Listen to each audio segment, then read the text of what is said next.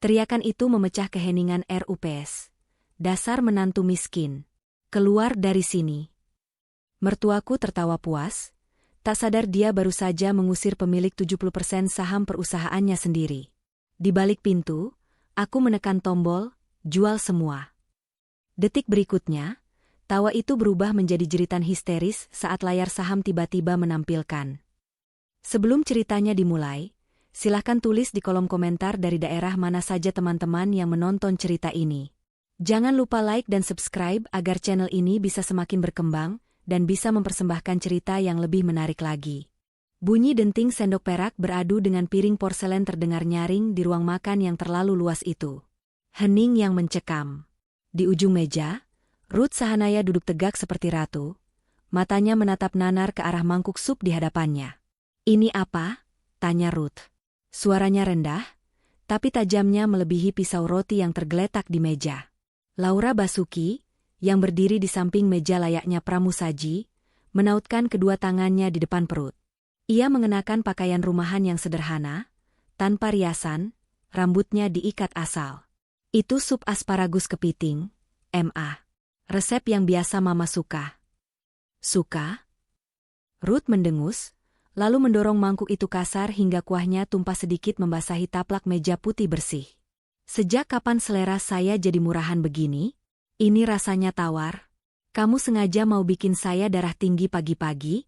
Atau karena kamu orang miskin, kamu pikir lidah saya sama dengan lidah kampung kamu?" Rangga Azov, suami Laura, hanya menunduk sambil mengunyah roti bakarnya pelan. Ia tidak berani menatap ibunya, apalagi menatap istrinya. Laki-laki itu, meski berstatus direktur operasional, nyatanya tak lebih dari anak mama yang kehilangan tulang punggung saat berada di rumah. "Maaf, Ma. Nanti Laura buatkan ulang," ucap Laura pelan. Tidak ada nada marah. Wajahnya tenang, terlalu tenang untuk seseorang yang baru saja dihina. "Gak usah," sergah Ruth. "Selera makan saya sudah hilang." Suasana yang tegang itu pecah ketika suara hak sepatu tumit tinggi terdengar mengetuk lantai marmer. Gisela Anastasia, kakak ipar Laura, masuk dengan gaya heboh. Di lengannya tergantung sebuah tas berwarna oranye mencolok. "Morning, Mama." "Morning, Rangga." Sapa Gisela ceria, sengaja tidak menyapa Laura. Ia mencium pipi ibunya lalu meletakkan tas itu di kursi kosong. "Ma, lihat dong. New collection. Susah banget dapatnya, harus waiting list 3 bulan. Untung koneksi Gisel banyak." Mata Ruth langsung berbinar, melupakan sup dinginnya. "Oh, cantik sekali. Sel, kulit buaya asli?" "Pastilah, Ma. Harganya setara satu rumah subsidi." Gisela melirik sinis ke arah Laura yang sedang membersihkan tumpahan sup. "Bedalah sama orang yang cuma bisa numpang hidup. Boro-boro beli tas, beli bahan sup saja mungkin cari yang diskonan di pasar becek." Rangga akhirnya bersuara, meski lirih. "Kak Gisel, sudah dong. Laura kan sudah berusaha masak." "Berusaha?" Gisela tertawa meremehkan. "Rangga, sadar dong. Istrimu ini parasit. Sudah 2 tahun nikah, apa kontribusinya buat Sahanaya Group? Nol. Kerjanya cuma di rumah, habisin duit suami. Coba lihat tuh istri teman-teman kamu. Semuanya sosialita, pengusaha, punya saham. Lah ini, anak panti asuhan yang kebetulan cantik aja." Laura berhenti mengelap meja sejenak. Tangannya memegang kain lap erat-erat. Jantungnya berdetak stabil, tapi otaknya sedang memutar data. Gisela Anastasia. Utang kartu kredit limit 200 juta, bulan ini gagal bayar. Meminjam uang perusahaan lewat pos, biaya entertainment, palsu. Laura ingin sekali melemparkan fakta itu ke wajah Gisela sekarang juga. Tapi belum waktunya. "Saya permisi ke belakang dulu," kata Laura sopan. "Pergi sana," usir Ruth tanpa menoleh, sibuk membelai tas baru anaknya. "Siapkan baju saya untuk rapat besok. Jangan sampai ada yang kusut. Ingat, besok hari penting. Nasib perusahaan ada di tangan saya." Laura berjalan menuju dapur. Di balik tembok pembatas, ia mengeluarkan ponsel pintar dari saku dasternya, sebuah ponsel model terbaru yang tidak pernah ia tunjukkan di depan mertuanya. Layarnya menyala, menampilkan grafik saham yang bergerak liar. Sebuah pesan masuk dari kontak bernama Ben J. Bunyi pesan, "Bu Bos, likuiditas Sahanaya Group sudah lampu merah. Mereka butuh suntikan dana 500 miliar minggu ini, atau gagal bayar obligasi. Ruth Sahanaya baru saja menelepon kantor saya, memohon pertemuan. Apa instruksi?" Laura mengetik balasan dengan cepat, wajah polosnya berubah menjadi dingin dan penuh perhitungan. Balasan Laura, "Terima pertemuannya. Buat dia merasa di atas angin. Tapi jangan kasih janji tertulis.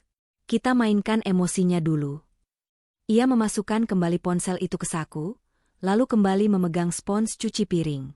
Di rumah ini, dia adalah babu. Di luar sana, dia adalah pemegang nyawa mereka.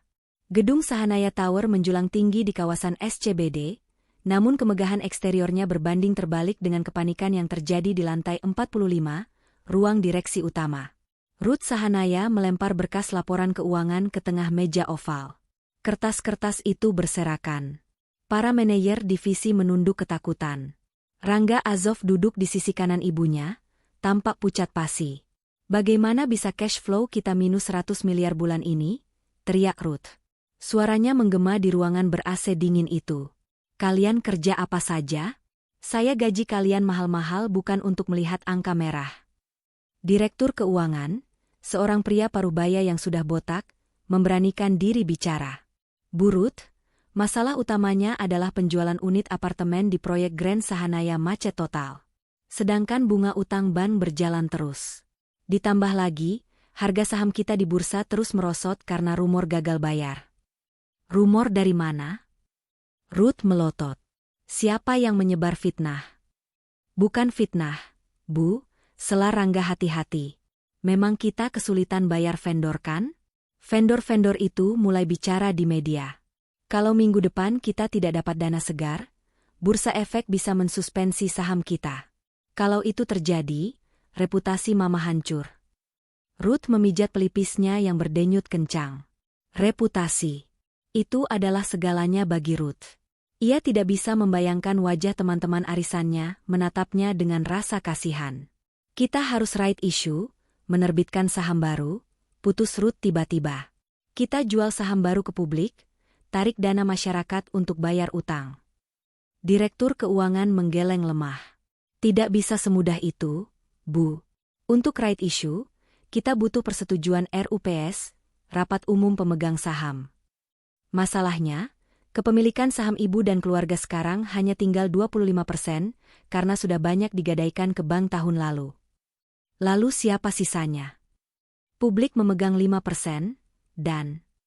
Direktur itu menelan ludah, 70% sisanya dipegang oleh satu entitas investasi yang memborong saham kita pelan-pelan selama 2 tahun terakhir. LB Capital. LB Capital? Ruth mengernyit. "Siapa itu? Perusahaan mana?" "Perusahaan investasi swasta, Bu. Sangat tertutup. Private equity. Mereka yang menyelamatkan harga saham kita saat jatuh tahun lalu dengan cara memborongnya. Tanpa persetujuan LB Capital, Ibu tidak bisa mengambil keputusan strategis apapun di RUPS besok." Ruth terdiam. Ia baru sadar bahwa ia bukan lagi pemilik mutlak kerajaannya sendiri. Ada raja lain di rumahnya. "Cari tahu siapa pemilik LB Capital," perintah Ruth. "Hubungi mereka. Bilang Ruth Sahanaya ingin bertemu. Undang makan malam, atau apapun. Kita harus pastikan mereka setuju dengan rencana saya. Kalau perlu, jilat kakinya." Rangga tampak ragu. "MA, apa tidak berbahaya bergantung pada satu pihak asing?" "Diam kamu, Rangga. Kalau istrimu yang tidak berguna itu punya uang, mungkin Mama tidak perlu pusing begini. Tapi karena kamu menikahi wanita miskin, kita harus mengemis pada orang asing." Ruth kembali menyalahkan Laura, padahal Laura tidak ada di sana. Di sudut ruangan, ponsel Rangga bergetar. Sebuah pesan WhatsApp dari Laura masuk. Pesan Laura, "Sayang, nanti malam pulang jam berapa? Aku masak rendang kesukaanmu. Kamu jangan terlalu stres ya, aku baca berita saham perusahaan turun. Kalau butuh teman cerita, aku ada." Rangga hanya mendesah kesal membaca pesan itu. Teman cerita? Kamu tahu apa soal saham? Gumamnya, lalu mematikan layar ponsel tanpa membalas. Ia tidak sadar bahwa wanita yang ia remehkan itu adalah pemilik LB Capital yang sedang dicari-cari ibunya. Pukul 10 pagi keesokan harinya, suasana di kantor pusat LB Capital jauh berbeda dengan kekacauan di Sahanaya Group. Kantor itu hening, minimalis, dan sangat modern. Tidak ada tumpukan kertas. Semuanya digital. Ben Joshua, CEO yang dikenal publik sebagai wajah LB Capital, sedang merapikan dasinya di depan cermin. Ia pria yang tampan, karismatik, dan bicaranya sangat licin. Namun, hanya sedikit orang yang tahu bahwa Ben hanyalah proksi atau perpanjangan tangan. Pintu ruangannya terbuka. Seorang wanita muda dengan kacamata hitam besar masuk. Ia mengenakan trench coat panjang yang menutupi pakaiannya. Begitu pintu tertutup dan terkunci otomatis, wanita itu membuka kacamata dan mantelnya. Itu Laura Basuki. Di balik mantelnya, Laura mengenakan blus sutra dan celana bahan yang membalut tubuh rampingnya dengan elegan, penampilan yang tak pernah dilihat oleh Rangga maupun Ruth. "Selamat pagi, Bu Bos," sapa Ben Joshua sambil membungkuk sedikit, gaya bercanda namun penuh hormat. "Jangan panggil Bu Bos kalau di kantor, Ben. Nanti ada yang dengar." Laura duduk di kursi utama, kursi yang seharusnya diduduki Ben. Ia memutar kursi itu menghadap jendela besar yang memperlihatkan pemandangan Jakarta. "Siap, Laura. Ngomong-ngomong, Ibu mertua, kamu sudah menelepon 5 kali ke sekretaris saya pagi ini." Dia panik sekali, lapor Ben sambil menyodorkan tablet berisi data keuangan Sahanaya Group. Laura melihat angka-angka itu dengan tatapan datar. "Dia mau bertemu?" "Ya. Dia mengundang saya makan siang di restoran Prancis mahal. Dia pikir sayalah pemilik dana triliunan itu. Dia ingin, Melobi, agar LB Capital menyetujui agenda RUPS besok untuk menerbitkan saham baru. Dia mau mendilusi saham kita, Laura." Laura tersenyum miring.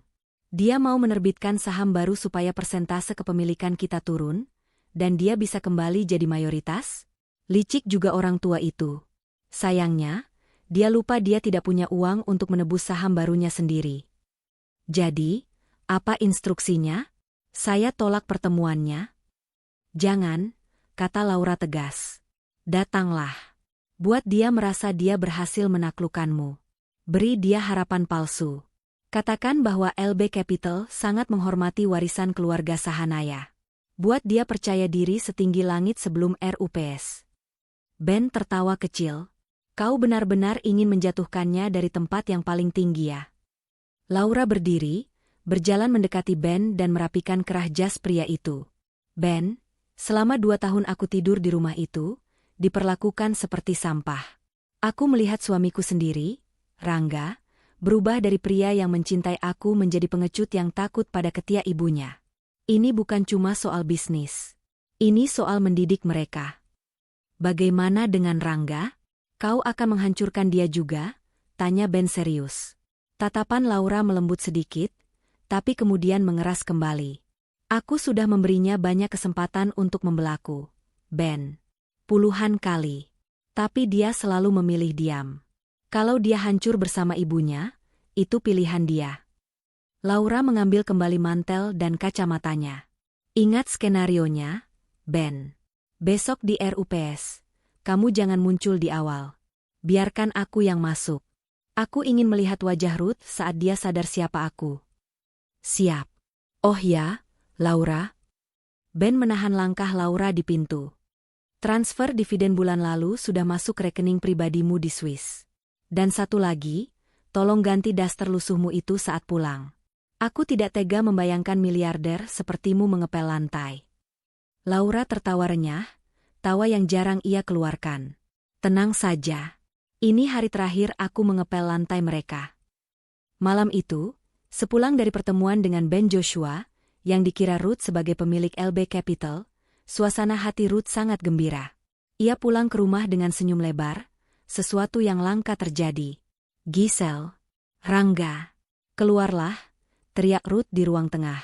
Rangga turun dari tangga dengan wajah lelah, sementara Giselle muncul dengan masker wajah menempel. "Ada apa sih, Ma?" Teriak-teriak malam-malam, keluh Giselle. Mama berhasil. Seru Ruth bangga. Mama baru saja makan siang dengan Pak Ben Joshua, CEO LB Capital. Orangnya ganteng, muda, dan sangat sopan. Ternyata dia sangat mengagumi Mama. Dia bilang, LB Capital berinvestasi di perusahaan kita karena percaya pada kepemimpinan Mama. Serius? MA? Rangga tampak lega luar biasa. Berarti RUPS besok aman? Mereka setuju right issue. Tentu saja. Dia memang tidak tanda tangan hitam di atas putih, tapi dari bahasa tubuhnya, dia sudah takluk sama Mama. Besok, kita akan dapat dana segar triliunan rupiah, utang lunas, dan Mama akan kembali jadi pengendali utama. Giselle, kamu harus kenalan sama Pak Ben itu. Siapa tahu jodoh, dia kaya raya loh.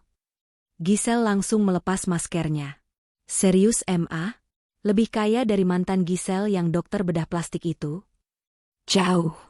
Dia konglomerat level paus. Giselle. Di balik pilar dapur, Laura mendengarkan percakapan itu sambil membawa nampan berisi teh hangat. Ia menggeleng pelan. Ben benar-benar aktor yang hebat, batinnya. Laura berjalan menghampiri mereka, meletakkan teh di meja.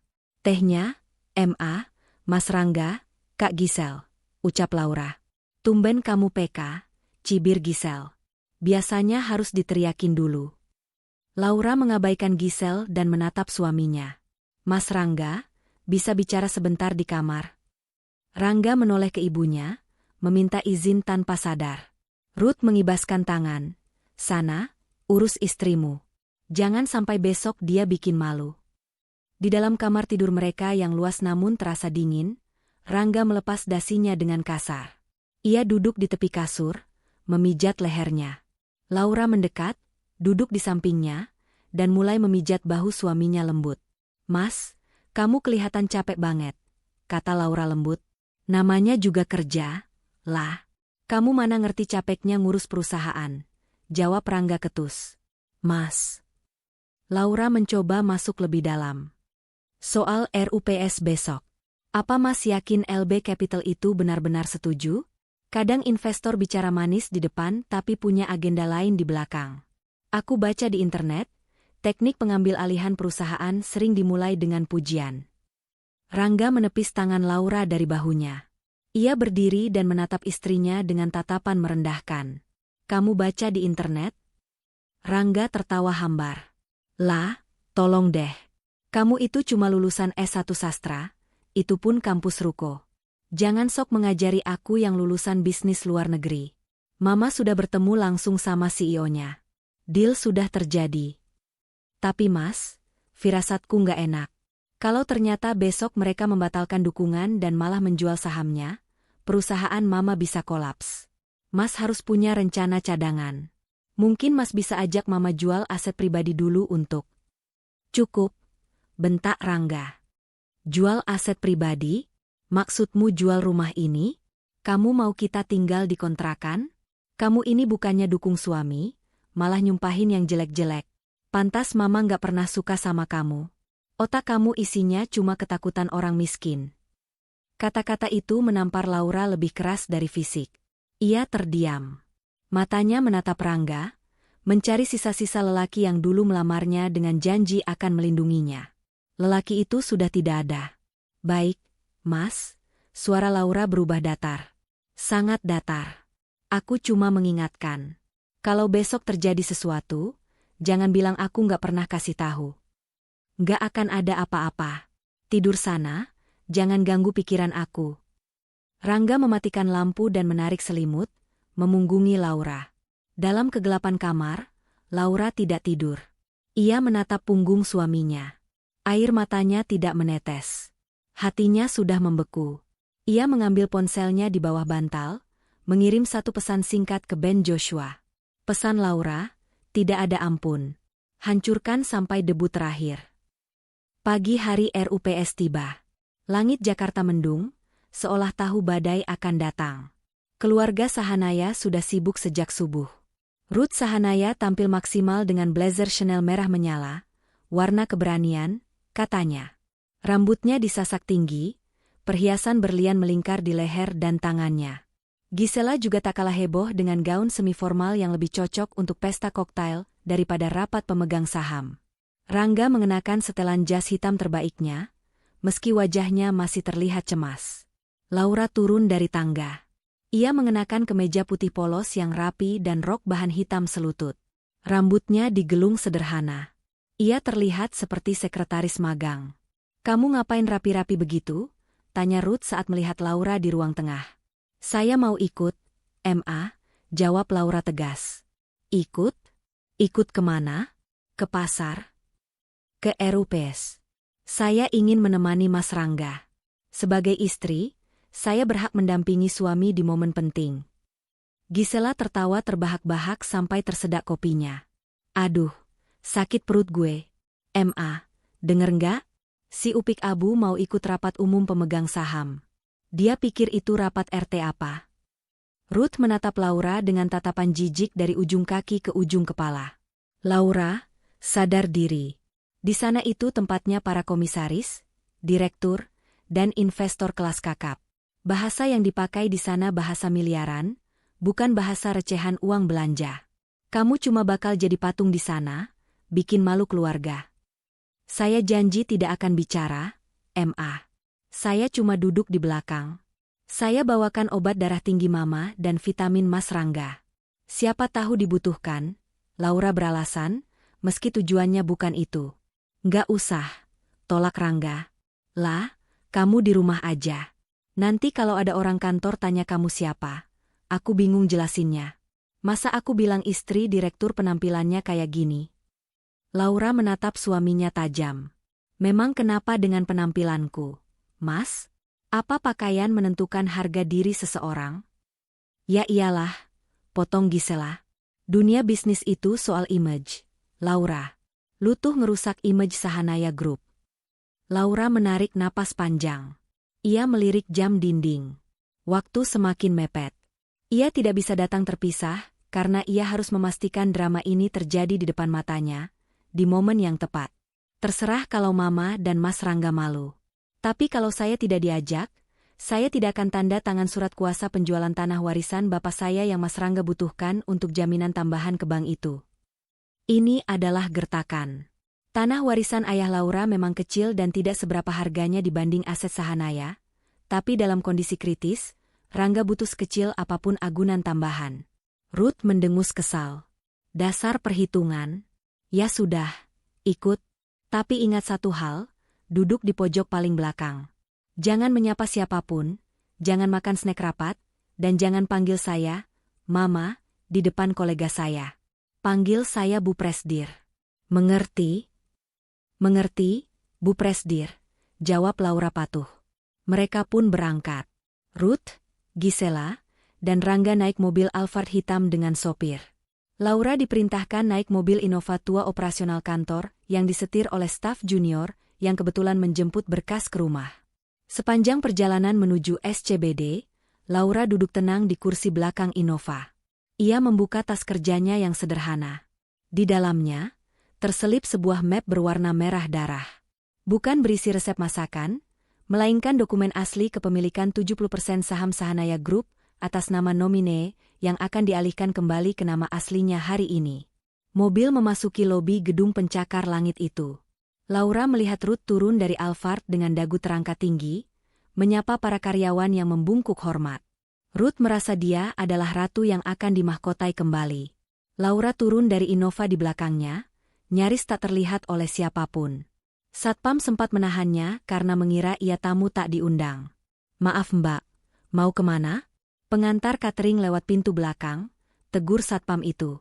Laura tersenyum tipis, membetulkan letak kacamatanya. "Saya bukan pengantar catering, Pak. Saya pemilik gedung ini. Sebentar lagi." Satpam itu bingung, tapi Laura sudah melenggang masuk menuju lift, menyusul keluarga suaminya menuju lantai eksekusi. Panggung sandiwara sudah siap. Layar akan segera dibuka. Ruang rapat utama di lantai 45 Sahanaya Tower didesain untuk mengintimidasi. Meja oval sepanjang 10 meter terbuat dari kayu mahoni tua yang dipoles, hingga memantulkan bayangan wajah-wajah cemas para direksi. Karpet tebal meredam suara langkah kaki, menciptakan keheningan artifisial yang mencekam. Dinding kaca di satu sisi menampilkan panorama cakrawala Jakarta yang mendung, seolah alam semesta pun enggan memberi sinar matahari pada hari itu. Ruth Sahanaya duduk di ujung meja, di kursi yang sandarannya paling tinggi. Ia bak seorang ratu yang sedang mempertahankan tahtanya. Di sebelah kanannya, Rangga Azov duduk gelisah, terus-menerus membetulkan letak dasinya yang sebenarnya sudah rapi. Di sebelah Rangga, duduk Gisela Anastasia yang sibuk dengan ponselnya, sesekali melirik jam tangan, tak sabar ingin acara membosankan ini segera selesai. Para pemegang saham minoritas dan perwakilan investor institusi mulai berdatangan.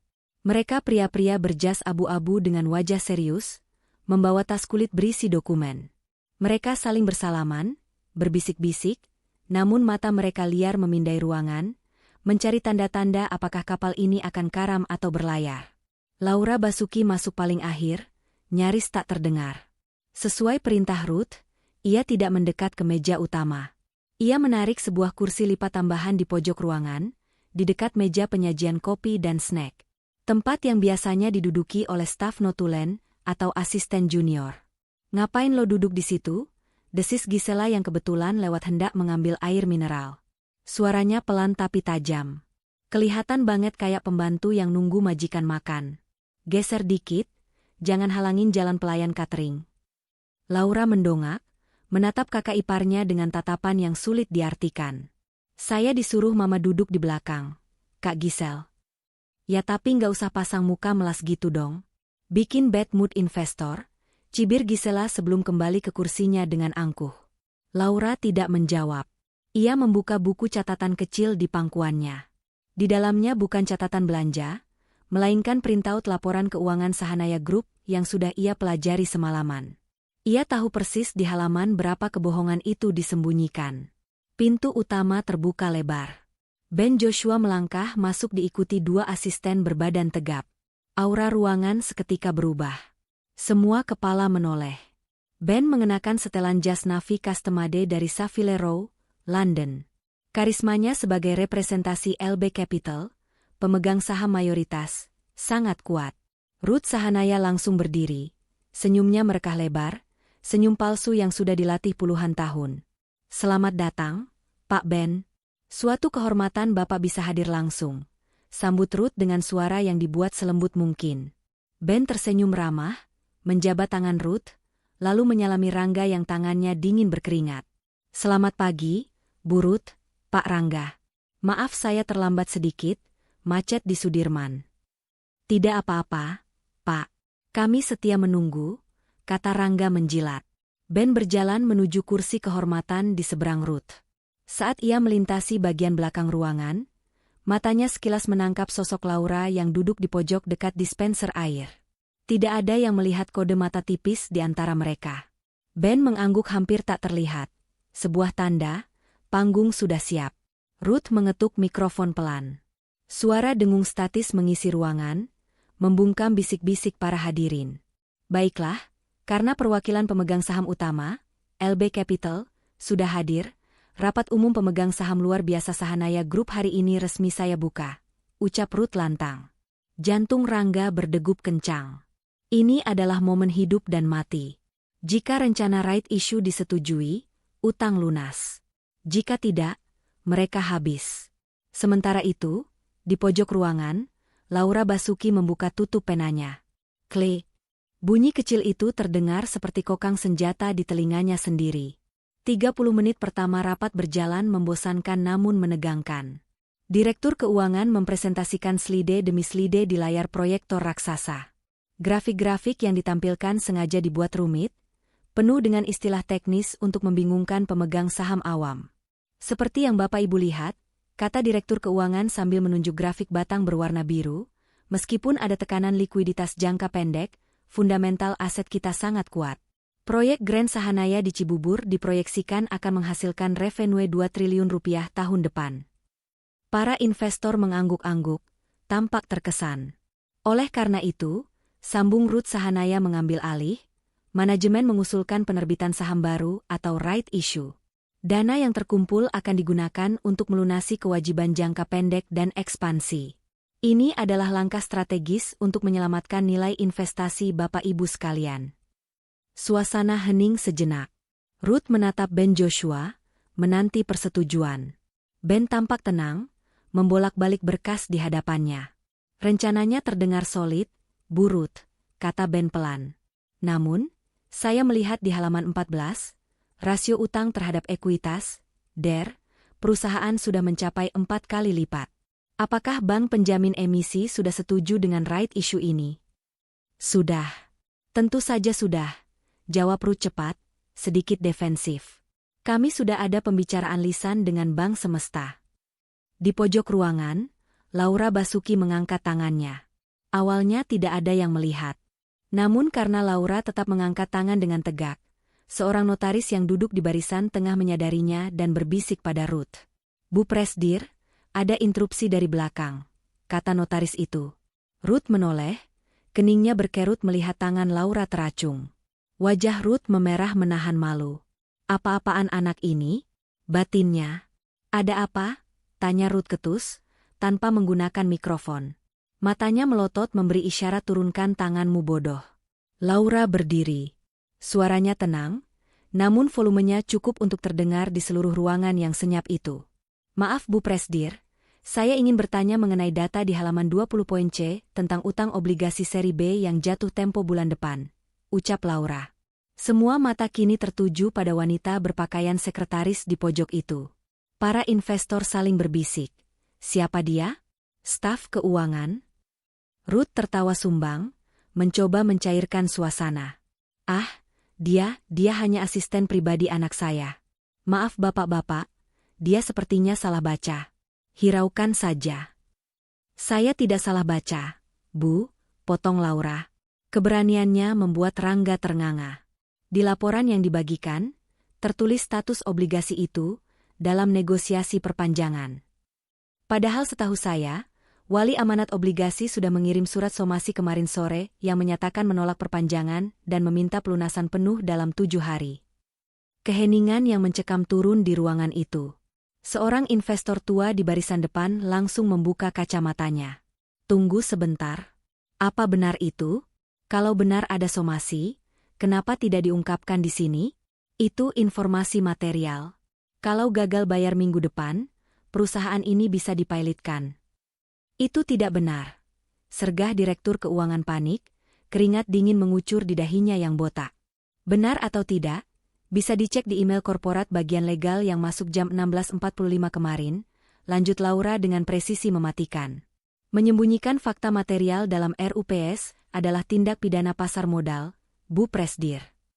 Kata-kata Laura bagaikan bom molotov yang dilempar ke meja rapat. Suasana langsung gaduh. Para investor mulai protes, menuntut penjelasan. Bu Ruth, jelaskan ini. Apa kalian mau menipu kami untuk beli saham baru? Tunjukkan surat somasinya. Wajah Ruth berubah dari merah menjadi ungu. Urat lehernya menonjol. Ia tidak peduli lagi pada citra elegannya. Ia merasa ditelanjangi di depan umum oleh orang yang selama ini ia anggap sampah. Dan yang lebih parah, ia tahu Laura benar. Surat itu memang ada, dan Ruth memerintahkan untuk menyembunyikannya. Ruth Sahanaya memukul meja dengan telapak tangannya. Brak! Suara gebrak meja itu menghentikan kegaduhan sesaat. Napas Ruth memburu. Ia menatap Laura dengan kebencian yang murni, kebencian seorang bangsawan yang diludahi oleh budaknya. Diam semua, teriak Ruth. Ia menunjuk lurus ke wajah Laura. Jari telunjuknya gemetar karena amarah yang tak terbendung. Kamu. Suara Ruth bergetar. Berani-beraninya kamu menyabotase rapat saya. Kamu pikir kamu siapa?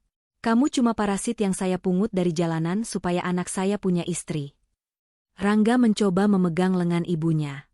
Ma, tenang Ma. Jangan di sini. Lepas. Ruth menghempaskan tangan Rangga. Ia kehilangan kendali sepenuhnya. Egonya sebagai matriar keluarga Sahanaya telah terluka terlalu dalam. Ruth menatap Laura. Matanya menyala. Dan meluncurlah kalimat itu, kalimat yang akan ia sesali seumur hidupnya. Kalimat yang didengar oleh seluruh pemegang saham, direksi, dan dicatat oleh notaris. Dasar menantu miskin. Jangan harap dapat saham.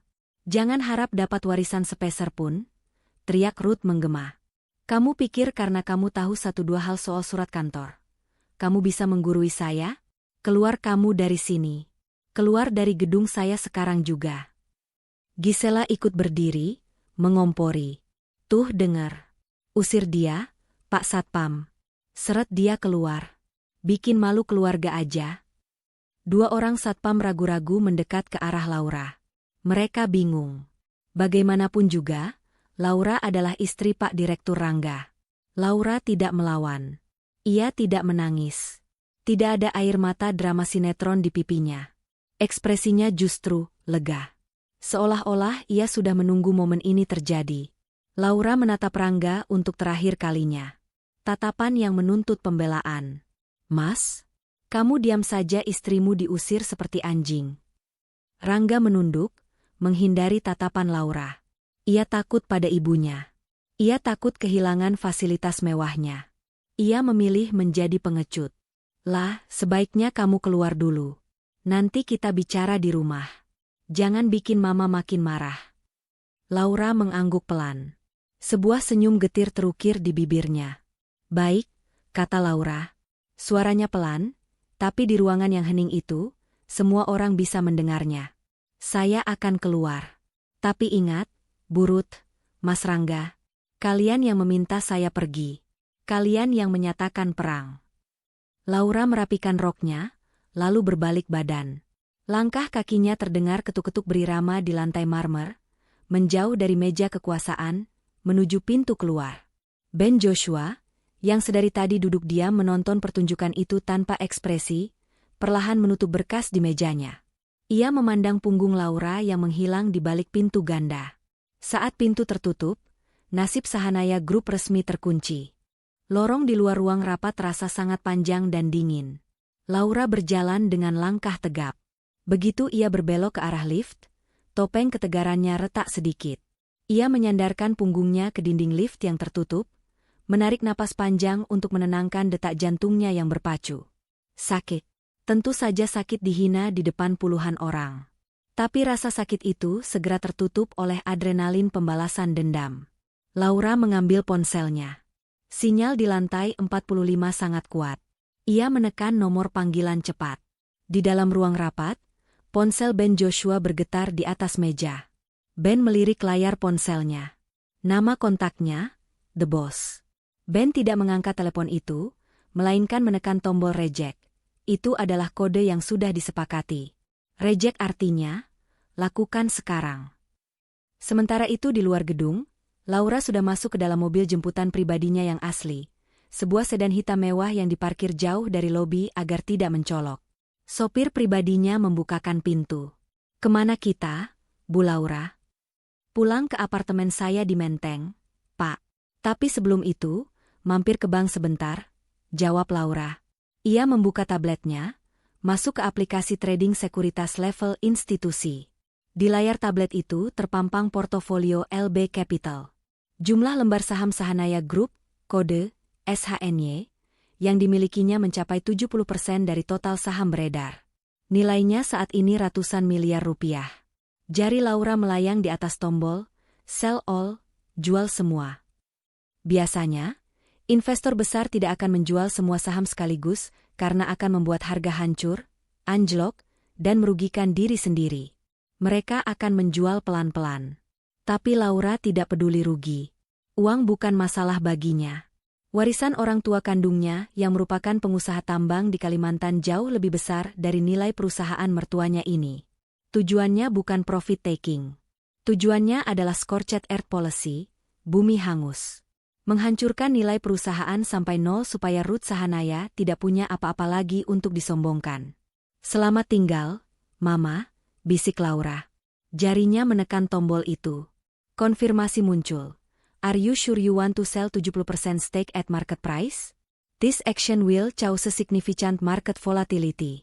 Laura menekan, yes. Perintah jual itu terkirim ke sistem bursa efek. Algoritma perdagangan saham langsung bereaksi. Kembali ke ruang rapat. Setelah Laura keluar, Ruth Sahanaya berusaha menata kembali wibawanya. Ia merapikan rambutnya, meminum segelas air putih dengan tangan yang masih sedikit gemetar. Maaf atas gangguan teknis tadi, bapak-bapak, kata Ruth, suaranya sudah kembali normal. Itu hanya masalah domestik yang tidak ada hubungannya dengan fundamental perusahaan. Mari kita kembali ke agenda utama. Persetujuan right issue. Ruth menatap Ben Joshua penuh harap. Pak Ben, bagaimana pandangan LB Capital? Saya yakin Pak Ben bijaksana dan tidak terpengaruh oleh ocehan orang awam tadi. Ben Joshua perlahan berdiri. Ia tidak tersenyum lagi. Wajah ramahnya lenyap, digantikan oleh wajah dingin seorang eksekutor bisnis. Ia mengancingkan jasnya. Burut, suara Ben berat dan bergema. LB Capital sangat memperhatikan integritas. Apa yang dikatakan oleh Ibu Laura tadi, mengenai penyembunyian surat somasi utang, apakah itu benar? Ruth tergagap. Itu hanya masalah administrasi kecil, Pak Ben. Sedang dibereskan. Di dunia pasar modal, tidak ada kebohongan kecil. Potong Ben tajam. Kepercayaan adalah mata uang yang paling mahal. Dan hari ini, Ibu baru saja membakar kepercayaan itu di depan mata saya. Tapi Pak Ben, kita sudah bicara kemarin. Kemarin saya bicara sebagai calon mitra. Hari ini, saya bicara sebagai pemegang saham mayoritas yang kecewa. Ben mengambil sebuah dokumen dari tasnya dan melemparnya ke tengah meja. Dokumen itu meluncur dan berhenti tepat di depan Rangga. Apa ini? Tanya Rangga gemetar. Itu surat pencabutan dukungan, jawab Ben. LB Capital menolak rencana right issue. Kami tidak akan menyuntikkan dana Rp1 pun ke kapal yang nahkodanya pembohong. Dan satu hal lagi, lanjut Ben sambil melihat jam tangannya. Sesuai instruksi dari Ultimate Shareholder, pemilik saham pengendali, kami yang baru saja Ibu usir keluar. Apa? Ruth melongo. Maksud Pak Ben, Laura? Ya. Laura Basuki adalah pendiri dan pemilik tunggal LB Capital. Saya hanya pegawainya, ungkap Ben. Dunia Ruth Sahanaya seakan berhenti berputar. Hening. Benar-benar hening. Mulut Gisela terbuka lebar sampai lalat pun bisa masuk. Rangga memucat seperti mayat. Tidak mungkin. Desis Ruth. Dia anak panti asuhan, dia miskin. Dia kaya raya dari warisan yang tidak pernah dia pamerkan. Bu. Dia membeli utang-utang perusahaan Ibu untuk menyelamatkan Ibu tahun lalu. Karena dia mencintai suami bodohnya ini, tunjuk Ben pada Rangga. Tapi tadi, Ibu baru saja menghancurkan satu-satunya alasan dia bertahan. Tiba-tiba, ponsel para investor di ruangan itu berbunyi serentak. Notifikasi dari aplikasi saham. Bunyi ting-ting-ting yang bersahut-sahutan berubah menjadi suara kepanikan. Pak, lihat harga saham SHNY, teriak salah satu investor. Layar proyektor yang masih menyala di belakang Ruth tiba-tiba menampilkan breaking news dari saluran berita bisnis. Grafik saham Sahanaya Group yang tadinya landai, tiba-tiba patah. Garisnya menukik tajam ke bawah secara vertikal. Merah. Merah pekat. Ada yang membuang barang. Teriak Direktur Keuangan histeris sambil melihat tabletnya. Volume penjualan gila-gilaan. 70% saham dilepas ke pasar di harga market. Harga anjlok 10%, 15%, 20% dalam hitungan detik. Auto reject bawah, ARB. Teriak yang lain. Tidak ada yang mau beli. Sahamnya tidak ada harganya lagi. Ruth berbalik menatap layar besar itu. Ia melihat garis merah itu terus memanjang ke bawah, menggerus kekayaan keluarganya, menggerus nama besar Sahanaya, menggerus segalanya. Angka-angka di layar berkedip merah dengan cepat. Rp1.000, Rp800, Rp500, Rp200. Hentikan, jerit Ruth pada layar itu, seolah ia bisa menyuruh grafik itu berhenti. Hentikan penjualannya. Siapa yang melakukan ini? Ben Joshua menjawab dengan nada final, Laura Basuki. Dia sedang mencairkan seluruh asetnya. Dia tidak butuh uangnya. Dia hanya ingin memastikan perusahaan ini hancur. Ruth memegang dadanya sebelah kiri. Rasa sakit yang tajam menusuk jantungnya. Pandangannya kabur. Warna merah di layar proyektor itu berubah menjadi gelap. "Mama!" teriak Rangga saat melihat ibunya ambruk ke lantai, kejang-kejang. Kepanikan meledak. Investor berlarian keluar menyelamatkan diri. Gisela menjerit histeris. Rangga mengguncang tubuh ibunya yang pingsan. Ben Joshua berdiri tegak di tengah kekacauan itu, tidak bergerak membantu. Ia hanya mengeluarkan ponselnya dan mengirim pesan balasan pada Laura. Pesan Ben, "Done. Ratu sudah jatuh." Grafik merah total. Berita itu menyebar lebih cepat daripada api yang menyambar bensin. Di luar gedung Sahanaya Tower, kerumunan wartawan sudah berkumpul, memblokir akses keluar mobil ambulans yang membawa Ruth Sahanaya. Kilatan lampu kamera menyilaukan mata, menambah kepanikan di wajah Rangga Azov yang duduk di samping berangkar ibunya. Di Bursa Efek, simbol saham SHNY, Sahanaya Group, menjadi trending topik nomor 1, tapi untuk alasan yang salah. Saham Sahanaya Group menyentuh auto reject bawah, ARB, 5 kali berturut-turut dalam sesi pra-penutupan.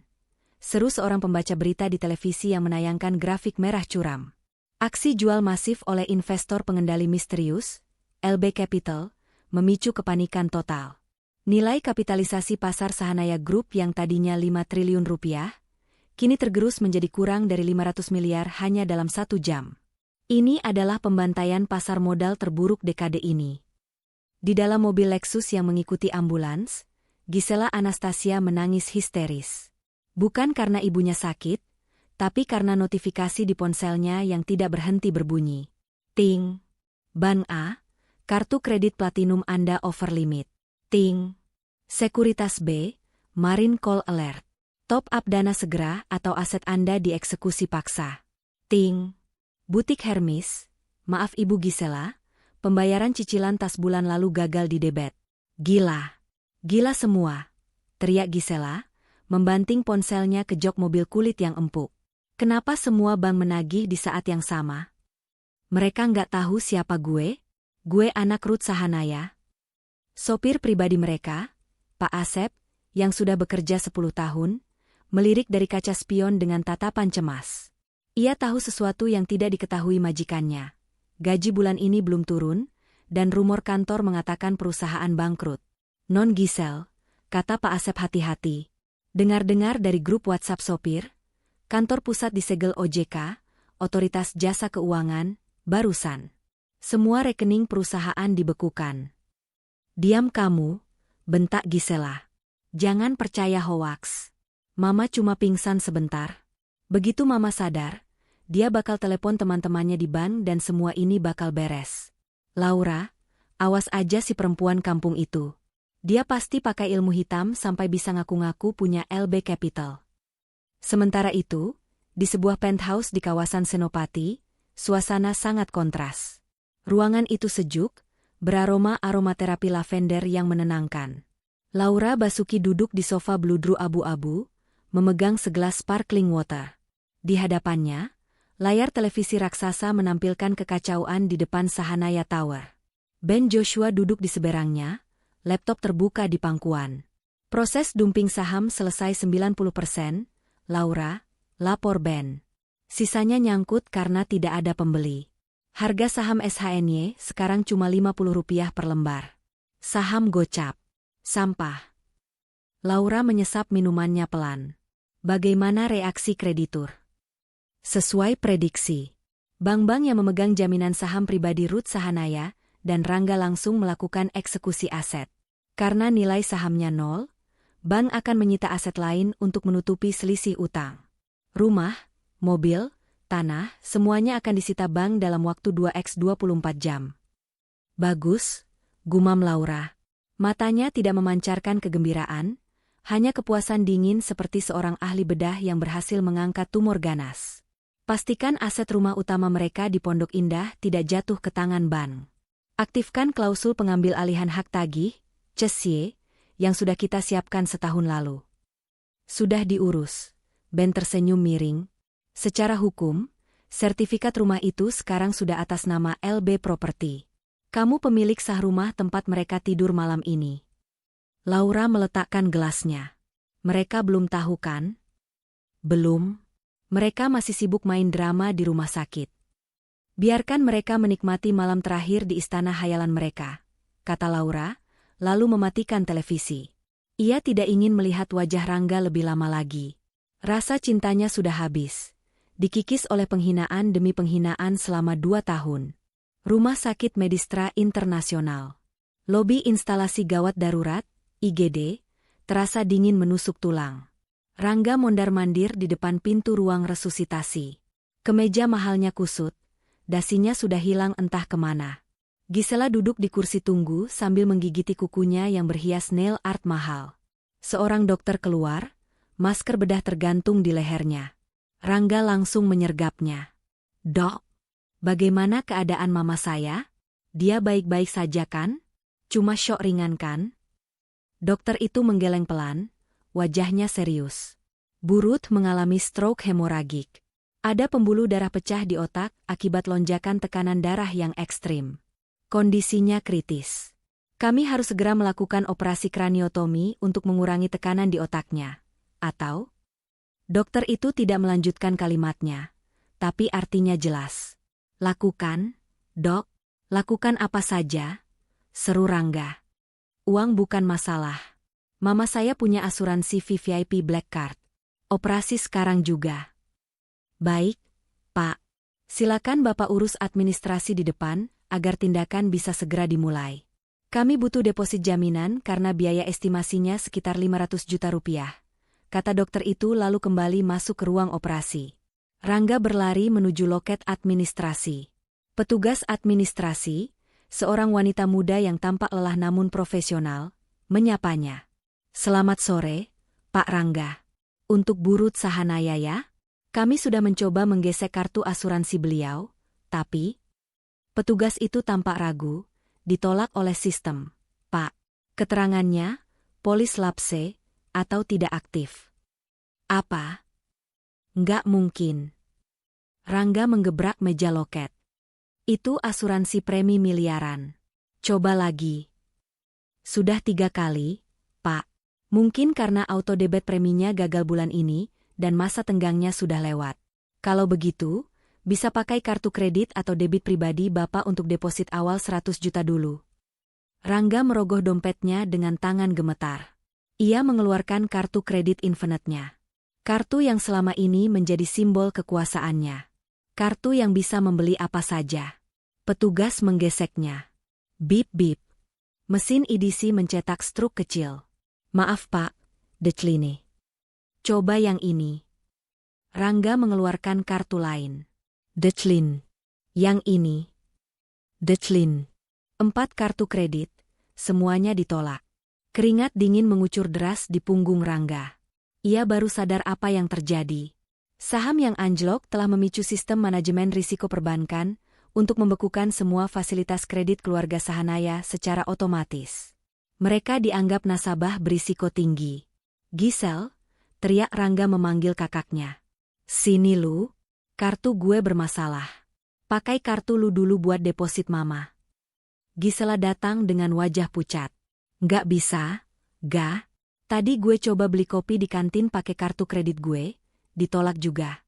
Gue cek m-banking, saldo rekening gue diblokir. Katanya ada sita jaminan." "Hah?" Rangga melongo. "Terus gimana bayar operasi mama?" Petugas administrasi menatap mereka dengan tatapan kasihan, tatapan yang paling dibenci oleh Gisela. Tatapan yang biasanya mereka berikan pada orang miskin. "Maaf Pak, Bu, kalau tidak ada deposit, kami tidak bisa melakukan operasi besar. Ini prosedur rumah sakit. Mungkin Bapak bisa menghubungi kerabat lain." "Kerabat lain? Siapa?" Semua kerabat mereka adalah penjilat yang akan lari begitu tahu Sahanaya Group bangkrut. Teman-teman sosialita Gisela? Mereka pasti sudah memblokir nomornya setelah melihat berita. Tiba-tiba, Rangga teringat satu nama. Satu-satunya orang yang mungkin masih punya hati. Atau setidaknya, orang yang memegang uang mereka. "Laura." Desis Rangga. "Jangan," cegah Gisela. "Jangan telepon perempuan ular itu. Harga diri kita mau ditaruh di mana?" "Persetan sama harga diri, Kak. Mama mau mati di dalam sana," bentak Rangga. Dengan tangan gemetar, Rangga mendial nomor Laura. Nada sambung terdengar. 1 kali, 2 kali, 3 kali. Telepon diangkat. Halo, suara Laura terdengar jernih, tenang, dan jauh. Tidak ada nada cemas di sana. Laura. Suara Rangga pecah, ia mulai menangis. Tolong aku, Mama kritis. Harus operasi otak. Semua kartu kami diblokir. Tolong, pinjamkan uangmu dulu. Aku janji akan ganti. Aku akan kerja apa saja. Tolong selamatkan Mama. Hening sejenak di ujung telepon. Rangga bisa mendengar suara denting gelas. Rangga, ucap Laura datar. Bukankah ibumu bilang dia tidak butuh menantu miskin? Bukankah dia bilang jangan harap dapat warisan sepeser pun? Kenapa sekarang minta uang pada orang miskin? Tolong jangan bahas itu dulu. Ini nyawa manusia. Nyawa manusia? Laura tertawa kecil, tawa yang menyayat hati. Ingat saat ayahku sakit keras 2 tahun lalu? Aku minta pinjam uang 50 juta untuk operasi jantung Bapak. Apa kata ibumu? Itu takdir, Laura. Jangan susahkan suami. Dan ayahku meninggal karena terlambat ditangani. Kamu ingat itu, Rangga? Kamu ada di sana, dan kamu diam saja. Rangga terdiam. Memori itu menghantamnya seperti palu godam. Ia ingat betapa hancurnya Laura saat itu, dan betapa ia memilih patuh pada ibunya daripada menolong mertuanya sendiri. Ini karma, Rangga, lanjut Laura. Aku tidak akan menghalangi pengobatan ibumu. Tapi aku juga tidak akan membayarnya. Gunakan saja uang hasil penjualan tas-tas mewah kakakmu. Selamat malam. Klik. Sambungan terputus. Rangga merosot ke lantai rumah sakit yang dingin, menjatuhkan ponselnya. Harapan terakhirnya sudah menutup pintu. Pada akhirnya, operasi Ruth Sahanaya tetap berjalan, namun dengan fasilitas kelas 3, bangsal umum. Gisela terpaksa menjual tas Hermes Birkin kesayangannya ke seorang reseller tas bekas yang datang ke rumah sakit, dengan harga hancur-hancuran, hanya 20% dari harga beli karena butuh uang tunai. Bu, cepat. Itu adalah penghinaan pertama bagi Gisela. Bertransaksi dengan pedagang barang bekas di parkiran rumah sakit. 2 hari kemudian, Ruth sudah dipindahkan ke ruang perawatan biasa. Ia masih belum sadar sepenuhnya, tubuh bagian kirinya lumpuh total. Rangga duduk melamun di kursi plastik keras di samping ranjang ibunya. Ia belum mandi 2 hari. Bajunya bau keringat. Penampilannya lebih mirip gelandangan daripada direktur. Pintu kamar diketuk. Seorang pria berjas rapi masuk. Rangga mengira itu dokter. Pak Rangga Azov? Tanya pria itu. Ya, saya. Siapa ya? Saya pengacara dari firma hukum yang mewakili Ibu Laura Basuki. Pria itu menyerahkan sebuah amplop coklat tebal. Rangga menatap amplop itu dengan ngeri. Apa ini? Di dalamnya ada 2 dokumen. Pak. Pertama, surat gugatan cerai. Klien saya menuntut perpisahan karena alasan ketidakcocokan prinsip dan kekerasan verbal psikis yang dialami selama pernikahan. Tidak ada tuntutan harta gono gini, karena secara hukum, Bapak tidak memiliki harta apapun saat ini. Kata-kata pengacara itu formal, tapi isinya menusuk. Dan dokumen kedua? Tanya Rangga dengan suara parau. Dokumen kedua adalah surat somasi pengosongan rumah. Rumah di Jalan Pondok Indah Bukit 5 yang Bapak dan keluarga tempati, status kepemilikannya sudah beralih ke LB Property akibat prestasi pembayaran hipotek yang dilakukan Ibu Ruth 6 bulan lalu. Klien saya, sebagai pemilik baru LB Property, memberikan waktu 3x24 jam untuk Bapak dan keluarga mengosongkan properti tersebut. Rangga tertawa. Tawa yang gila. Rumah juga? Dia ambil rumah kami juga. Secara teknis, Ibu Ruth yang menjaminkannya ke bank, dan bank menjual piutangnya, cesye, ke klien saya. Jadi, ya, itu rumah Ibu Laura sekarang. Gisela yang baru masuk membawa segelas kopi instan, mendengar kalimat terakhir itu. Gelas kopinya jatuh ke lantai, tumpah mengotori sepatunya. Nggak mungkin. Bisik Gisela. Kita diusir? Dari rumah kita sendiri?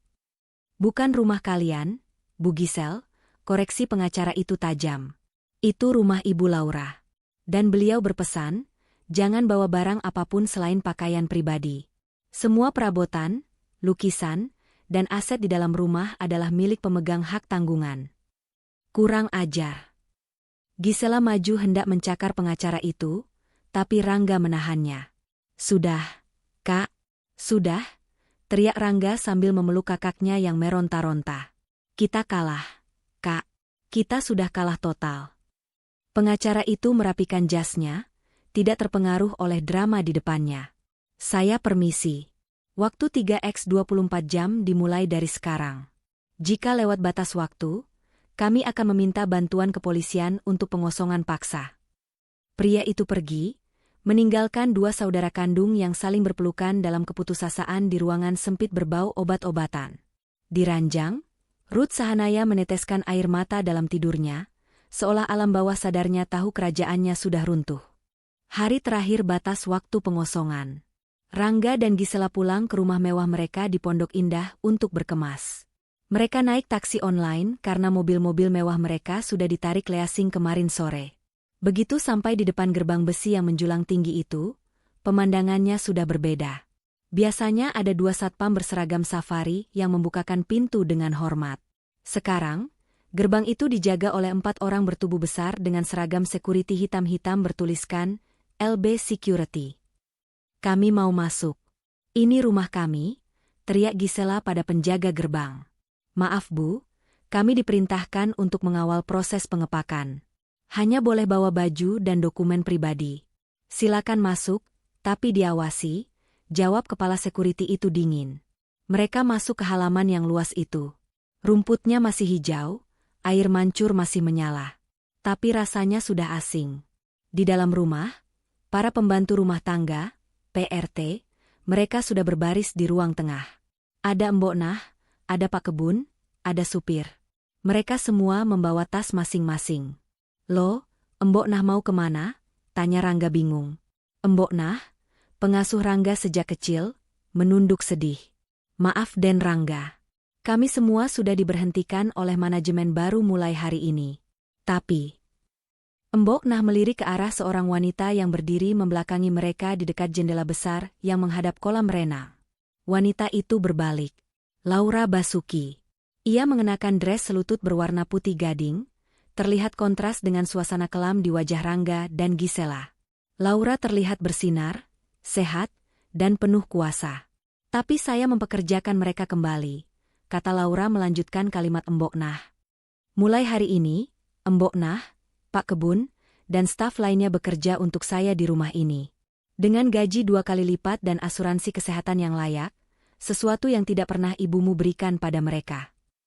Para pelayan itu menunduk hormat pada Laura.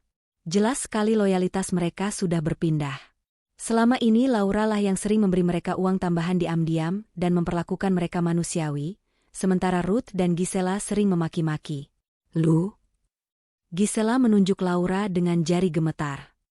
Lu bener-bener setan ya? Lu ambil perusahaan, lu ambil rumah, sekarang lu ambil pembantu gue juga. Koreksi, Gisel, Laura melangkah maju perlahan. Bunyi hak sepatunya menggema di lantai marmer. Aku tidak mengambil. Aku membeli. Aku membayar harga yang pantas untuk loyalitas mereka. Sesuatu yang tidak bisa kalian beli. Laura berhenti tepat di depan Rangga. Ia menatap mata suaminya itu. Dulu, mata itu adalah rumah baginya. Sekarang, mata itu hanya lubang kosong penuh ketakutan. Rangga, kamarmu di atas sudah dibersihkan. Barang-barangmu sudah dimasukkan ke dalam 2 koper besar. Sisanya, koleksi jam tangan, stick golf, konsol game, semuanya sudah disita bank. Jadi kamu tidak perlu repot naik ke atas. Lah? Suara Rangga serak. Tegak kamu, lah? Kita pernah saling cinta. Apa nggak ada sedikit pun rasa kasihan di hatimu? Cinta? Laura tersenyum miris. Cinta itu ada, Rangga. Dulu. Saat aku rela menyamar jadi orang biasa supaya kamu mencintai aku apa adanya. Bukan karena uangku. Tapi kamu gagal. Kamu dan keluargamu gagal menghargai manusia. Laura menoleh ke arah tumpukan koper di dekat pintu. Itu barang-barang kalian. Silakan angkat kaki. Sopir taksi online kalian sudah menunggu di luar. Kasihan, argonya jalan terus. Gisela menangis meraung-raung, tidak terima.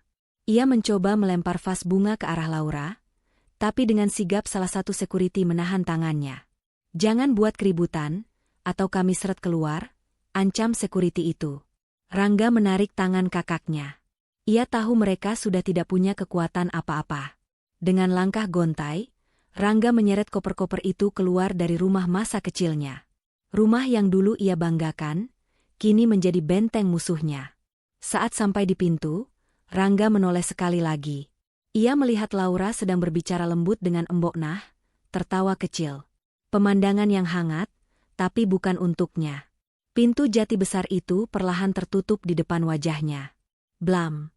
Rangga dan Gisela berdiri di teras, di bawah panas matahari Jakarta yang menyengat, dengan dua koper besar dan masa depan yang gelap gulita. Malam itu, nasib membawa mereka ke tempat yang jauh dari kata mewah.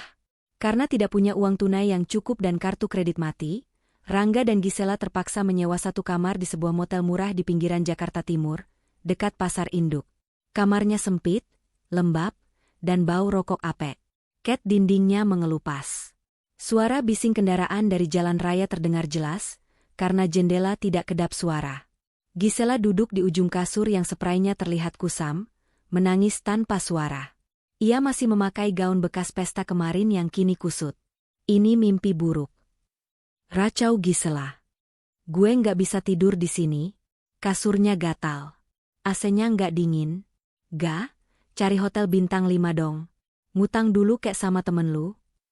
Rangga duduk di lantai, bersandar pada dinding. Ia sedang menghitung uang receh sisa kembalian taksi. Teman yang mana, Kak? Tanya Rangga lelah. Grup WhatsApp golf gue udah kick gue barusan. Mereka bilang gue bawa sial. Teman-teman arisan kakak juga udah ngegosipin kita di Instagram. Kita udah jadi tontonan nasional, Kak. Keluarga konglomerat jatuh miskin dalam semalam. Ini semua gara-gara istri lu? Gisela melempar bantal ke arah Rangga. Bukan, teriak Rangga tiba-tiba. Emosinya pecah. Ini gara-gara kita. Gara-gara mama yang sombong. Gara-gara kakak yang gila belanja. Gara-gara gue yang gak punya pendirian. Rangga berdiri, napasnya memburu. Laura benar, Kak. Selama 2 tahun dia di rumah kita, dia masak, dia beres-beres, dia siapin obat mama. Pernah kita bilang terima kasih? Sekali aja? Nggak pernah. Kita malah ngatain dia miskin, kampung, parasit. Ternyata dia yang megang nyawa kita. Kalau gue jadi dia, gue mungkin bakal lakuin hal yang sama. Gisela terdiam, kaget melihat adiknya yang penurut tiba-tiba membentak. Terus sekarang lu mau apa? Mau balik ke dia? Ngemis? Tanya Gisela sinis. Rangga menggeleng lemah.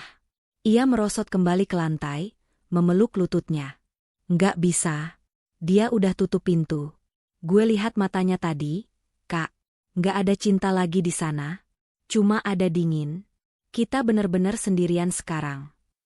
Di luar jendela motel, hujan mulai turun deras.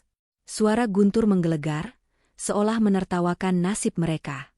Sementara itu, di layar HP Rangga yang retak, muncul notifikasi berita online. CEO baru LB Group, Laura Basuki, umumkan akuisisi aset Sahanaya Group dan rencana rebranding perusahaan. Saham kembali menghijau. Rangga menatap foto Laura di berita itu. Dia terlihat cantik, berwibawa, mengenakan blazer hitam, tersenyum ke arah kamera pers. Di belakangnya ada logo baru perusahaan. Rangga mematikan HP-nya. Ia memejamkan mata, mencoba tidur di atas lantai motel yang dingin, diiringi isak tangis kakaknya dan penyesalan yang datang terlambat. Gedung pencakar langit yang dulunya bernama Sahanaya Tower kini memiliki logo baru di puncaknya, LB Tower. Huruf emas itu berkilau memantulkan sinar matahari pagi, menjadi simbol kekuasaan baru di kawasan segitiga emas Jakarta. Di dalam Grand Ballroom Hotel Bintang 5 yang terhubung dengan gedung itu, ratusan wartawan, analis saham, dan investor berkumpul. Lampu kamera berkedip tanpa henti. Laura Basuki berdiri di podium. Penampilannya hari ini sempurna.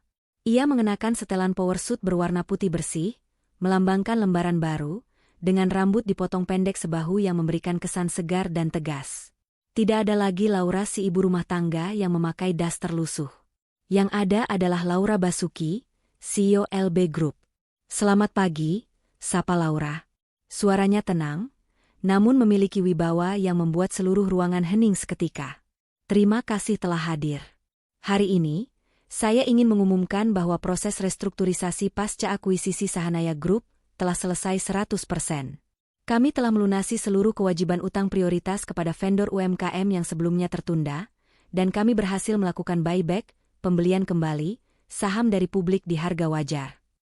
Tepuk tangan bergemuruh. Laura berhasil memulihkan kepercayaan pasar dalam waktu singkat. Seorang wartawan senior dari majalah bisnis mengangkat tangan. "Bu Laura, strategi Anda sangat agresif namun efektif. Banyak yang menyebut Anda Iron Lady baru. Tapi publik masih bertanya-tanya, bagaimana nasib manajemen lama? Keluarga Sahanaya?" Laura tersenyum tipis. Ia sudah menduga pertanyaan ini. LB Group adalah perusahaan profesional yang berbasis meritokrasi, jawab Laura diplomatis. "Kami hanya mempekerjakan talenta terbaik yang memiliki integritas dan kompetensi. Bagi pihak-pihak yang tidak memenuhi standar etika perusahaan, seperti memanipulasi laporan keuangan atau gaya hidup yang merugikan arus kas, tentu tidak ada tempat di organisasi kami. Kami sudah memutus hubungan kerja dengan seluruh direksi lama secara permanen." Jawaban itu tegas. Tidak ada rasa dendam yang meledak-ledak, hanya fakta bisnis yang dingin. Di barisan depan, Ben Joshua bertepuk tangan paling kencang. Setelah konferensi pers selesai, Ben menghampiri Laura di belakang panggung. "Hebat," puji Ben. "Saham LB Group naik 15% hari ini. Kamu sekarang resmi masuk daftar 50 wanita terkaya di Indonesia versi Forbes." Laura menerima botol air mineral dari asistennya. "Uang hanyalah angka, Ben. Yang penting adalah sistemnya sudah bersih. Oh ya, bagaimana kabar mereka? Aku dengar kamu masih memantau." Ben mengangguk, wajahnya sedikit berubah prihatin. "Ya, informanku bilang kondisi mereka cukup memprihatinkan. Apa kamu mau tahu detailnya?" Laura terdiam sejenak. Sebagian dirinya ingin menutup buku, tapi sebagian lagi butuh kepastian bahwa ancaman itu benar-benar sudah hilang.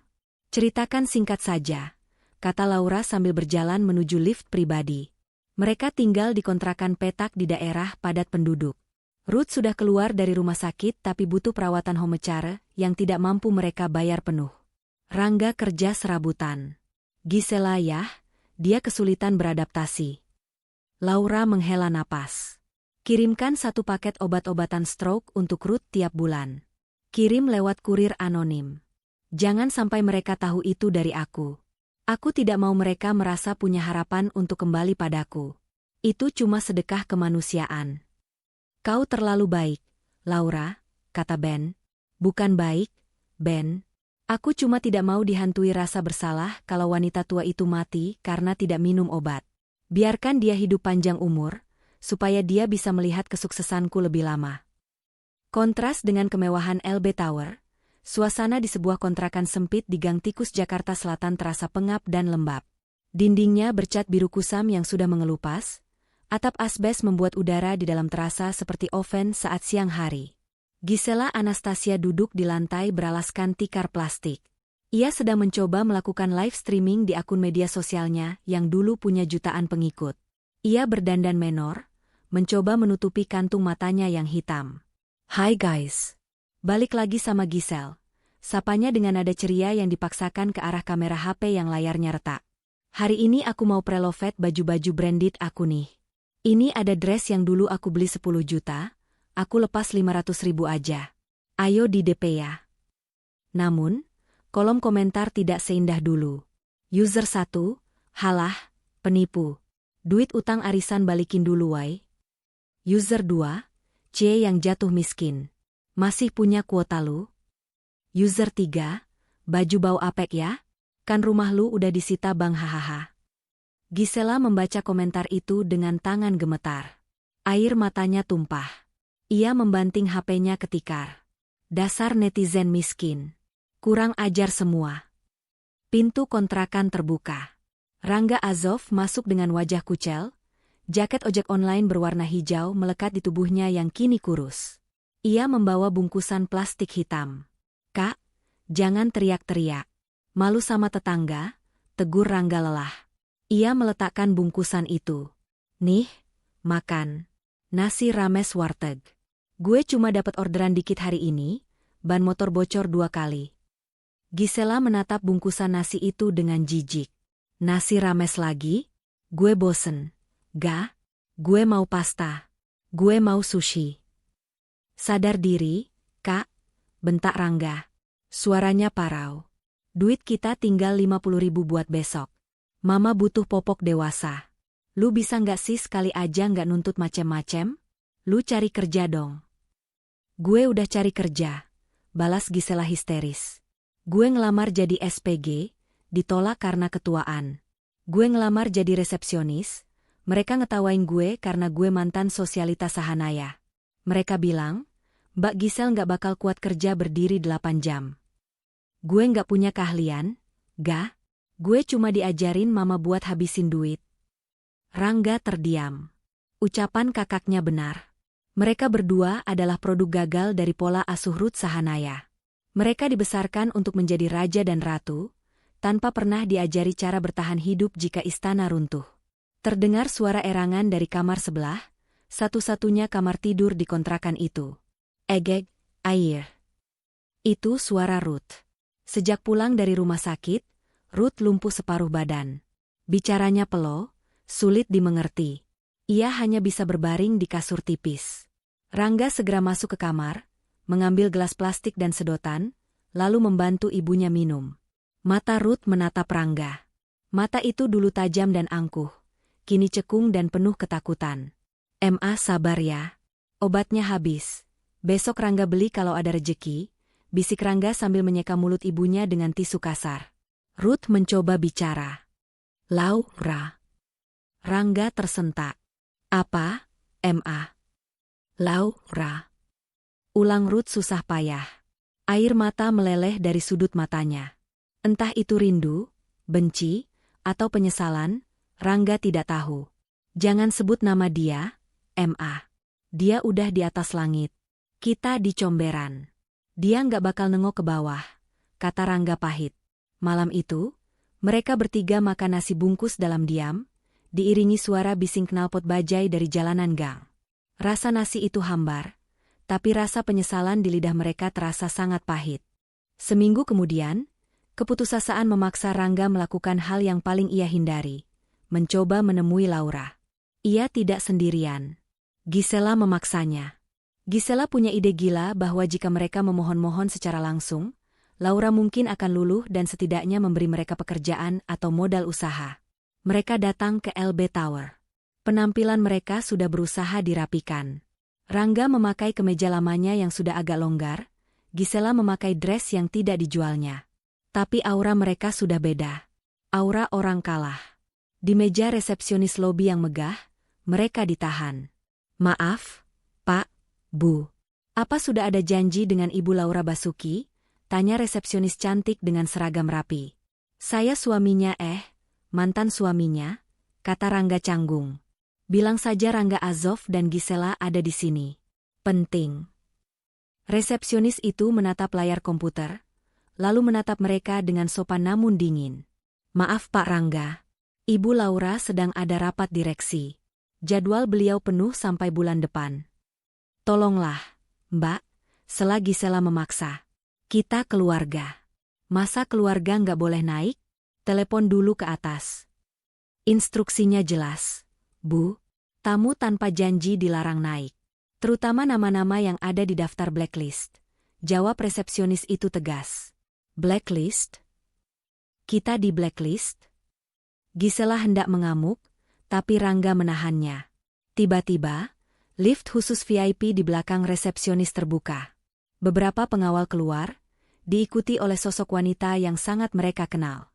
Laura Basuki berjalan keluar lift sambil berbicara dengan Ben Joshua dan beberapa investor asing. Ia terlihat sangat sibuk dan penting. Langkahnya cepat, percaya diri. "Laura," panggil Rangga refleks. Laura berhenti. Ia menoleh. Suasana lobi hening sejenak. Para pengawal hendak maju menghalangi Rangga, tapi Laura mengangkat tangan memberi isyarat, tunggu. Laura berjalan mendekati mereka. Jarak mereka hanya 2 meter. Tapi rasanya seperti terpisah dua dunia. Wangi parfum Laura yang mahal dan elegan langsung tercium, kontras dengan bau matahari yang menempel di baju Rangga. Ada apa? Tanya Laura datar. Rangga menelan ludah. Lidahnya keluh. Melihat Laura yang sekarang, ia merasa sangat kecil. Lah, kami cuma mau bicara sebentar. Soal mama. Apa mama saya meninggal? Tanya Laura. Bukan. Mama masih hidup. Tapi kondisinya? Kalau belum meninggal, berarti bukan urusan darurat. Potong Laura. Ia melihat jam tangannya. Saya ada meeting makan siang 5 menit lagi. Gisela tidak tahan. Ia maju selangkah. Heh, Laura. Lu jangan sombong ya. Lu tega lihat mertua lu sakit-sakitan di kontrakan busuk? Lu kan udah kaya melintir. Kasihlah kita sedikit. Buat lu 100 juta itu cuma uang jajan kan? Laura menatap Gisela, lalu tersenyum miring. Senyuman yang mengerikan. Gisel, masih belum belajar juga? Laura menggeleng pelan. Dulu saat aku minta uang 50.000 untuk beli sabun cuci piring karena uang belanja kurang, kamu bilang apa? Usaha dong, jangan minta mulu. Sekarang aku kembalikan kata-kata itu padamu. Laura mengeluarkan dompet dari tasnya. Ia mengambil 2 lembar uang 100.000 rupiah berwarna merah. Ini, Laura menyodorkan uang itu. Ongkos taksi kalian pulang. Karena sepertinya kalian naik angkot ke sini dan keringatan. Rangga merasa wajahnya ditampar. Harga dirinya hancur berkeping-keping. Lah, aku nggak butuh sedekah kamu. Ambil. Gisela menyambar uang itu dengan cepat. Ia tidak punya malu lagi. Makasih. Dasar pelit. Laura menatap Rangga untuk terakhir kalinya. Tatapannya bukan benci, tapi hampa. Seperti melihat orang asing yang tidak penting.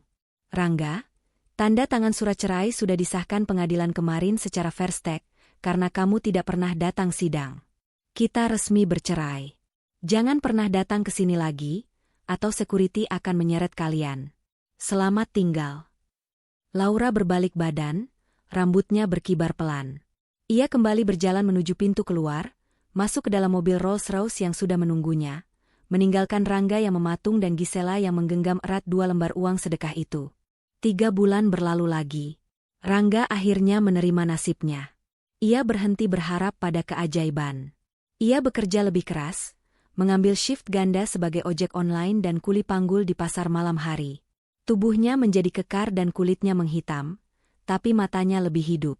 Penderitaan mulai mengajarkannya arti tanggung jawab, pelajaran yang terlambat 30 tahun. Gisela akhirnya menyerah jadi influencer. Ia bekerja menjaga toko baju di Tanah Abang. Gajinya kecil, kakinya bengkak setiap hari karena berdiri, dan ia sering dimarahi bosnya. Tapi ia bertahan karena ia lapar. Suatu sore, Rangga pulang membawa kejutan kecil. Sebuah kursi roda bekas yang ia beli dari tabungannya selama 3 bulan. Kursi rodanya agak berkarat di bagian roda, dan joknya sedikit sobek, tapi masih berfungsi. Lihat, kata Rangga sambil membopong tubuh kurus ibunya ke kursi roda itu. Sekarang mama bisa duduk. Nanti sore kita jalan-jalan ke depan gang ya, cari angin. Ruth Sahanaya duduk di kursi roda itu. Tubuhnya ringkih. Rambutnya yang dulu selalu disasak rapi, kini beruban semua dan dipotong pendek asal-asalan oleh Gisel. Rangga mendorong kursi roda itu keluar dari kontrakan yang sumpek menuju pinggir jalan raya. Mereka berhenti di trotoar, melihat kendaraan berlalu lalang. Di seberang jalan, ada sebuah videotron raksasa, papan iklan digital. Iklan di layar itu berganti. Muncul wajah Laura Basuki. Besar dan megah. Itu adalah iklan profil perusahaan LB Group. Di iklan itu, Laura terlihat sedang meresmikan panti asuhan mewah yang ia bangun. Judul beritanya, Laura Basuki, dedikasikan keuntungan perusahaan untuk pendidikan anak kurang mampu. Ruth menatap layar itu lama sekali. Mulutnya yang miring bergetar. Bah, Kak. Gumam Ruth. Apa, Ma? Rangga membungkuk mendekatkan telinganya. Dia anak Baika. Air mata Ruth mengalir deras membasahi pipinya yang keriput. Ma salah. Rangga memeluk ibunya. Ia ikut menangis di pinggir jalan yang bising itu. Iya, Ma. Mama salah. Rangga juga salah. Kita semua salah menyanyiakan Berlian karena mengira dia cuma batu kali. Tapi sudah terlambat, Ma. Sudah terlambat. Ruth menangis terseduh-seduh, tangannya yang masih bisa bergerak memukul-mukul pahanya sendiri, menghukum dirinya atas kebodohan masa lalu. Ia teringat bagaimana Laura dulu memijat kakinya, membuatkan bubur, dan ia membalasnya dengan cacian. Sekarang, di masa tuanya yang sakit, ia hidup dari belas kasihan, sementara wanita yang ia hina justru menjadi dermawan bagi ribuan orang lain. Itu adalah hukuman terberat bagi Ruth. Hidup dalam penyesalan yang tak berujung, menyaksikan kesuksesan orang yang pernah ia injak. 1 tahun kemudian, rooftop garden di puncak LB Tower menawarkan pemandangan Jakarta yang menakjubkan. Langit sore berwarna jingga keemasan, bersih tanpa polusi setelah hujan. Laura Basuki berdiri di tepi pagar kaca, memegang secangkir teh chamomile. Angin menerpa wajahnya dengan lembut. Ia merasa sangat ringan. Sedang melamun, suara Ben Joshua menyapanya. Ben datang membawa tablet. Tidak. Cuma menikmati pemandangan, jawab Laura tersenyum. Ada kabar terbaru, kata Ben ragu-ragu. Soal Rangga. Laura menoleh. Oh, apa dia bikin masalah lagi? Tidak. Justru sebaliknya. Dia baru saja melunasi sisa tagihan kartu kredit atas namanya di bank. Dicicil sedikit-sedikit setahun ini. Namanya sudah bersih dari blacklist by checking. Walaupun dia masih miskin. Dia sekarang buka warung nasi kecil sama Gisela di depan kontrakan mereka. Namanya, Warung Burut. Laura terdiam sejenak, lalu tersenyum. Senyum yang tulus kali ini. Baguslah, kata Laura pelan. Setidaknya mereka akhirnya belajar jadi manusia. Mungkin kemiskinan adalah guru terbaik yang pernah mereka miliki. Kau tidak ingin menemui mereka? Sekadar melihat? Tanya Ben. Laura menggeleng tegas. Ia membalikkan badan, memunggungi pemandangan kota, dan menatap Ben. Tidak, Ben. Buku itu sudah tamat. Aku tidak membenci mereka lagi, tapi aku juga tidak ingin mereka ada di halaman masa depanku. Aku sudah memaafkan, demi ketenanganku sendiri, tapi aku tidak akan pernah melupakan. Laura berjalan menuju pintu keluar rooftop. Ayo, Ben. Kita punya jadwal dinner dengan investor dari Singapura. Hidup terus berjalan ke depan, bukan ke belakang. Ben mengangguk hormat dan mengikuti langkah Laura. Di bawah sana, jauh di sudut kota yang kumuh, Rangga sedang mengelap meja warung tegalnya yang sederhana. Keringat bercucuran di dahinya. Ia melayani pembeli, seorang supir angkot, dengan ramah. Silakan Pak, tambah sambalnya, tawar Rangga sopan. Makasih Mas Rangga, jawab supir itu. Rangga tersenyum. Senyum lelah tapi jujur. Ia melihat ke arah ibunya yang duduk di kursi roda di pojok warung, sedang disuapi oleh Gisela yang kini tampil polos tanpa make-up. Hidup mereka berat. Sangat berat. Tapi untuk pertama kalinya dalam sejarah keluarga Sahanaya, mereka makan dari uang halal hasil keringat sendiri, bukan dari hasil menipu atau merendahkan orang lain. Rangga menatap langit sore dari celah atap seng warungnya. Ia melihat sebuah pesawat melintas tinggi di angkasa, mungkin membawa orang-orang sukses seperti Laura terbang menaklukkan dunia. Terbanglah yang tinggi, Laura, bisik Rangga dalam hati. Maafkan aku, dan terima kasih atas pelajarannya. Rangga kembali menyendok nasi, melanjutkan hidup barunya yang sunyi namun nyata. Sementara di puncak gedung pencakar langit, Laura Basuki menatap langit biru yang luas. Ia bebas. Ia merdeka. Dan ia tahu, tidak ada lagi yang bisa menyakitinya.